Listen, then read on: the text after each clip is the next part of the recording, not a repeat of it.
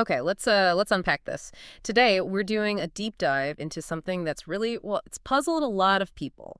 And it's raised some pretty serious questions about justice, about accountability. Our mission here is to look closely at a recent political decision, a really contentious one that's kicked up a lot of debate. We're talking about a current government, a former leader, accusations of, well, incredibly serious offenses, and then this completely unexpected turn. It's left many people just scratching their heads and, frankly, quite concerned. Yeah, and what's fascinating here, right from the start, is the sheer gravity of that initial accusation. I mean, when this first broke, the former leader was facing charges that basically amounted to treason. It all centered on the sovereignty of this disputed island, Pedro Branca. The charge was tied to a 2018 decision not to appeal its ownership.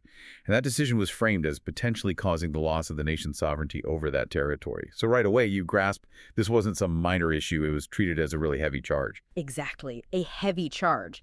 And it really carried immense weight, didn't it? The accusation against the former prime minister was severe. I mean, it implied betrayal. Betrayal of the nation's core interests, its territory. This wasn't just, an administrative slip-up or a bad policy call. It was framed as something deeply damaging, a threat to the country itself. Precisely. But the former prime minister, he certainly didn't take this lying down. He came back with a very strong rebuttal. He focused on two key points, and these really made the whole situation incredibly tense, very complicated. First off, he argued that the 2018 decision, the one not to appeal the Pedro Branca case, well, it wasn't just him acting alone. It wasn't impulsive. He stressed that he'd consulted professional lawyers, judicial teams, and their collective advice, the professional advice, was that appealing in the International Arbitration Court, it had, quote, slim chances. Yeah. So the thinking was it was actually better not to appeal, better strategically. Okay, so his defense wasn't denying the decision, but framing it as, what, a calculated move based on expert advice. But how does that really stack up against a charge like treason? I mean, can relying on lawyers really absolve someone of responsibility for something that significant? Well, that leads directly to his second point, and this is where it gets really interesting politically speaking. He said the decision not to appeal was a collective cabinet decision back in 2018, not just his. And crucially, he pointed out that some members of that exact same 2018 cabinet he even named names, like Mazlan Sabu and Luki Sufuk. They're still serving as ministers in the current cabinet today. Wow. Right. So the implication was pretty clear. If this decision was treason, then that responsibility had to be shared. It couldn't just be him. It would have to include everyone in that cabinet who agreed. And that, as you can imagine, made the situation, let's say, very, very tense. Legally and politically, just incredibly complicated. Yeah, because suddenly it wasn't just about him anymore. It potentially drags in current government figures. Yeah. A political minefield, absolutely. So you have this huge accusation, this robust defense that points fingers back at the current establishment. And then things just pivot unexpectedly. Just recently, the current prime minister stands up in parliament, answering a question from the opposition, no less. And he announces that the cabinet has, wait for it, unanimously decided not to continue pursuing charges against the former prime minister for those supposed mistakes back in 2018. It felt like this massive charge lifted way up high was just sort of gently put back down. Which immediately raises a huge question, doesn't it? Why? Yeah. What were the reasons given for this, well, this U-turn? The prime minister gave two reasons. First, the individual is a former prime minister. Second, he's over 100 years old. Now you have to step back and ask, from a legal standpoint, are those valid reasons? Former prime minister and over 100 years old. Are those actual legal grounds to drop charges, especially for something as serious as treason was initially suggested? Legally speaking, those factors don't typically, negate criminal investigation or prosecution for serious offenses. It really stands out, especially when you look at other cases involving prominent figures. It seems to create a bit of a double standard, wouldn't you say? It absolutely does. Think about it. Former Prime Minister Najib, he was prosecuted despite his position. And then there's Tundam, another very elderly figure, not that far off in age, actually. Yeah. He is currently being pursued. Anti-Corruption Commission, police, assets frozen, investigations into overseas holdings. The works. So you've got one elderly, powerful figure facing the full force of the law, and another accused of something arguably even more fundamental like treason, effectively getting a pass based on age and past status. It just flies in the face of that core principle. Equality before the law. Yeah. The law should apply to everyone, regardless of who they are, what job they held, or how old they are. That principle feels really strained here. So what does this actually mean for justice then? Because this is where it gets, for me, really quite confusing. The current prime minister said the former leader had made a mistake. The phrase used was ik, equo, which implies fault, implies guilt. So he's essentially declared him guilty, in a way, through that statement, but then immediately says, we're not prosecuting. How does that work? How can someone be deemed guilty or to have made a mistake without any legal process, no charges, no trial, no judge? It seems to completely bypass the presumption of innocence, right? Innocent until proven guilty in court. This sounds like a verdict delivered by the executive branch. And if you connect that to the bigger picture, yeah, it gives this really strong impression that the prime minister, or maybe the cabinet, feels they can just decide someone's guilt unilaterally. And then, based on factors that aren't legal criteria, age, status, maybe political convenience, they can just choose whether or not to proceed with the law. This seems to directly contradict all those earlier promises about not interfering with the judiciary, with law enforcement.